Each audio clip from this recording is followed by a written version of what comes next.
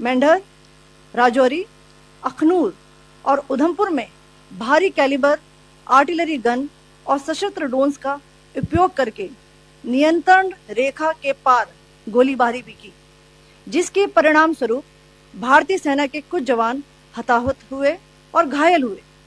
भारतीय जवाबी कार्रवाई में पाकिस्तानी सेना को भी बड़ा नुकसान पहुंचाया गया। इसके अलावा पाकिस्तान का गैर जिम्मेदाराना व्यवहार फिर से सामने आया। 7 मई 2025 को रात 8:30 बजे एक असफल अकारण ड्रोन और मिसाइल हमला करने के बावजूद पाकिस्तान ने अपना नागरिक हवाई क्षेत्र बंद नहीं किया। पाकिस्तान अपने नागरिक विमानों को ढाल के रूप में इस्तेमाल कर रहा है, जबकि उसे अच्छी तरह से पता है कि भारत पर उसके हमले से हवाई रक्षा की तीव्र प्रतिक्रिया होगी। यह भारत और पाकिस्तान के बीच अंतर्राष्ट्रीय सीमा के पास उड़ान भरने वाले अंतर्राष्ट्रीय उड़ानों सहित नागरिक विमानों के लिए सुरक्षित नहीं है। यहां स्क्रीन शॉट में पंजाब सेक्टर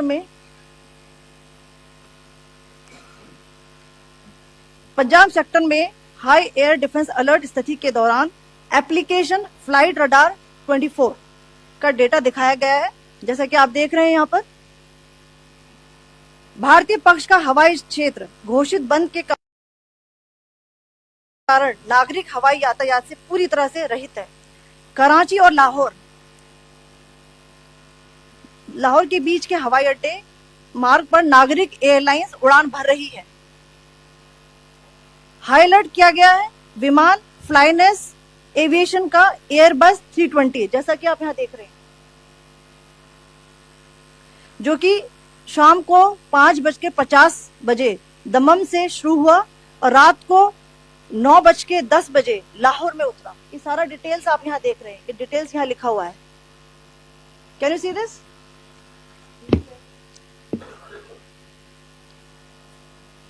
भारतीय वायुसेना ने अपनी प्रतिक्रिया में काफी संयम दिखाया और इस प्रकार अंतरराष्ट्रीय नागरिक विमान सेवा की सुरक्षा सुनिश्चित की। धन्यवाद। जय Hind. So, good afternoon to you all. On the intervening night of 8th 9th May 2025, Pakistan military carried out multiple violations of Indian airspace along the entire western border with an intent to target military infrastructure. Pakistan military also resorted to firing of heavy caliber weapons along the line of control. Along the international border and line of control, drone intrusions were attempted from Leh to Sir Creek at 36 locations with approximately 300 to 400 drones. Indian Armed Forces brought down a number of these drones using kinetic and non-kinetic means.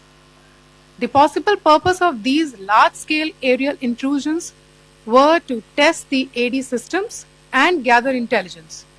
Forensic examination of the drone debris is being undertaken. Preliminary reports suggest them to be of Aziz Guard Songa drone of Turkey. Later in the night, an armed UAV of Pakistan attempted to target Bhatinda military station, which was detected and neutralized.